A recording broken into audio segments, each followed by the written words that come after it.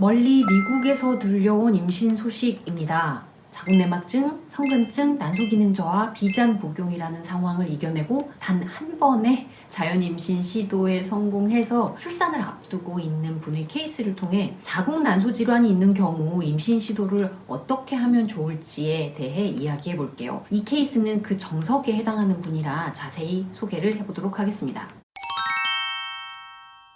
2025년 현재는 35세이고 2020년에 치료를 시작했던 분입니다. 그때 당시에는 미혼이고 유학 계획이 있어서 결혼과 임신을 미루고 있던 중이라 성근증과 자궁내막증 진단을 받고 비잔을 복용하던 중에 내원을 했었죠. 본인 직업이 약사인지라 비잔의 장점도 알지만 단점도 너무 잘 알고 있죠. 자궁내막증에는 의심의 여지가 없는 모범 답안처럼 복용하게 되는 비잔이지만 호르몬제의 특성상 전신적이고 장기적인 문제를 유발할 수밖에 없습니다.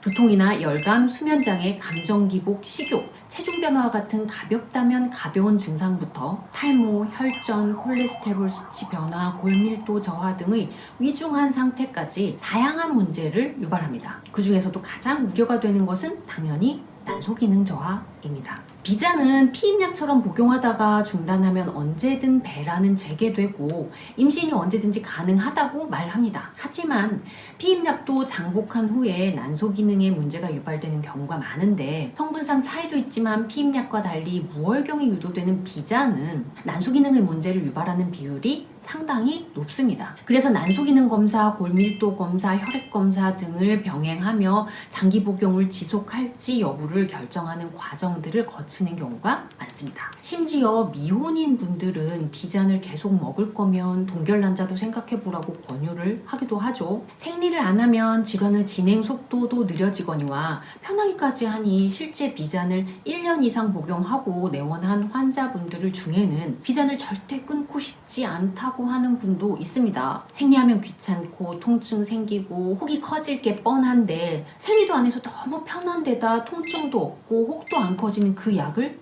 왜 끊겠습니까? 그 마음은 100% 이해되죠.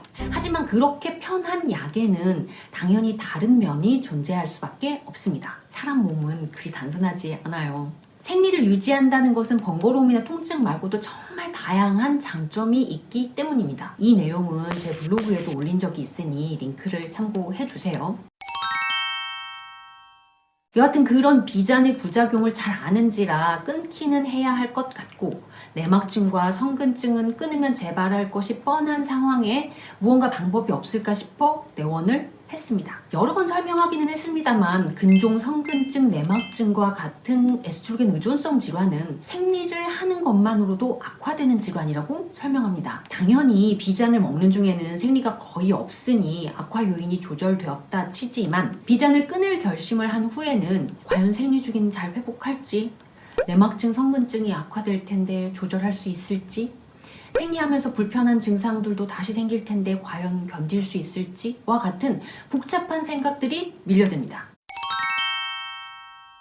비잔을 복용하는 중에 오시는 분들은 치료를 시작함과 동시에 비잔을 중단하지는 않습니다. 비잔을 중단하기 전에 최상의 컨디션, 즉 면역과 순환에 대한 기능을 최상의 상태로 만들어 둔 후 비잔을 끊을 시점을 고민합니다. 자궁내막증과 성근증은 쉽게 말하면 자기 자리가 아닌 곳에 자궁내막의 조직이 있는 것을 말합니다. 난소나 골반각 내에 들러붙어 있거나 자궁 근육층에 파고 들어가 질환을 만든 상황이므로 가장 근본적으로는 골반 내의 면역 기능을 향상시켜야 하고 그 기능을 뒷받침하기 위해 순환 기능을 포함한 전반적인 신체 기능을 개선하는 방향으로 치료를 합니다. 이러한 치료는 개개인의 상태에 맞춰서 진행을 하게 됩니다. 케이스의 치료 내용을 말씀드리는 것 역시 그분에게 해당되는 내용의 예시를 드는 것이라고 생각해 주시면 좋겠어요. 케이스 분은 저체중의 소화불량, 식욕 저하 등의 비위 기능 약화가 있었고 설사, 소변 빈삭, 손발도 차가운 냉증에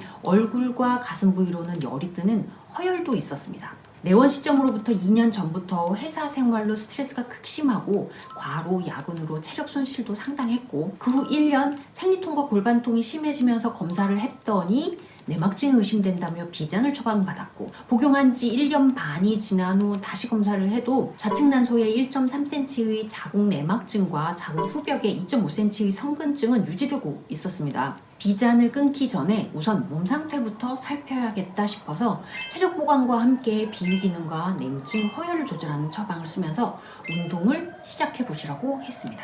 워낙 마른 체격에 컨디션이 안 좋으면 속탈 나고 살이 빠지기 쉬운 데다 그럴 때면 몸살, 감기로 이어지고 그러면 다시 체력이 떨어지는 악순환을 반복하는 편이라 그런 악순환의 고리를 끊어야 했습니다. 그렇게 2개월의 기간 동안 치료를 하고 계획대로 비잔을 중단하고 생리주기를 시작했습니다. 연령도 있고 질환과 비잔 복용으로 인한 난소 기능 저하도 있어서 생리주기를 찾는 데 어렵지 않을까 걱정했지만 본인의 생활 관리도 있고 개선된 컨디션 상태도 뒷받침해줘서 생리 3주기를 무난하게 찾아갔습니다. 비잔 복용 이후로 생리주기가 짧아진 것이 난소 기능에 영향을 받지 않았을까 걱정이 되었지만 이후로도 업무량, 컨디션, 몸 상태 등에 따라 주기는 미미하게 달라지는 정도, 통증 또한 진통제 없이 증상이 조절이 되고 통증이 심해도 진통제 한두 알 이내로 일상생활이 가능한 범주에서 크게 벗어나지 않았습니다. 이후로는 한약 복용도 중단을 하고 침치료 빈도도 줄이면서 경과 관찰을 했습니다.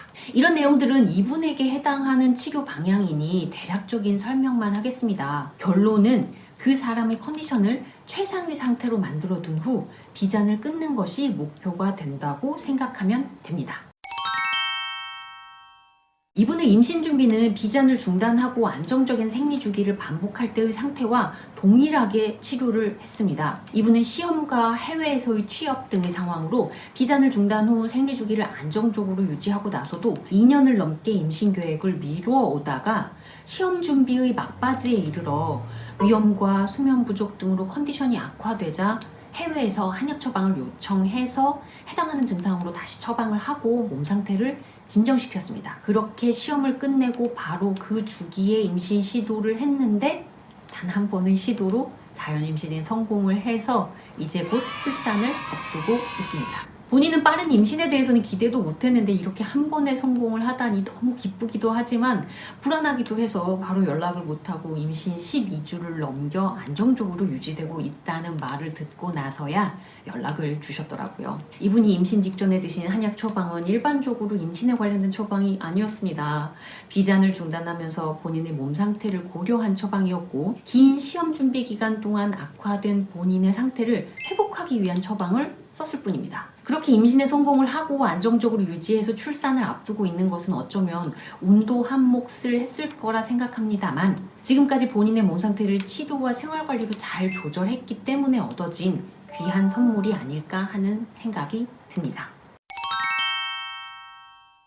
자궁내막증을 치료하고 이후로도 경과를 관찰하다 보면 생리주기에 따라서 다양한 증상을 유발하기도 하고 자궁내막증 그 자체만으로도 난소기능 저하와 난임을 유발하지만 내막증의 유일한 치료제라고 인정받고 있는 비잔 역시 부작용이 만만치 않으니 생리를 해도 문제, 생리를 안 하게 해도 문제가 아닐 수 없습니다. 그래서 산부인과에서는 생리를 하는 한 무조건 나빠지는 질환이니 호르몬 치료나 수술을 하지 않을 거면 임신하는 방법밖에 없다는 말을 자연스럽게 할 수밖에요. 또한 설사 임신을 했다고 하더라도 임신 기간 이외에는 재발 빈도가 높으니 다시 비잔을 먹어야 한다고 말하죠. 그런 자궁 내막증이 있는 데다 기전이 동일한 성근증까지 있고 비잔을 복용했다가 중단하고 임신 계획 전에 2년 이상의 생리를 유지하다가 한 번의 시도로 임신에 성공해서 출산을 앞두고 있는 이분의 임신은 비잔의 장점을 잘 이용하고 단점을 보완해서 적절히 사용을 했고 본인에게 적절한 치료와 스스로의 노력으로 체력과 컨디션 조절에 힘쓴 결과물이라고 생각합니다. 결국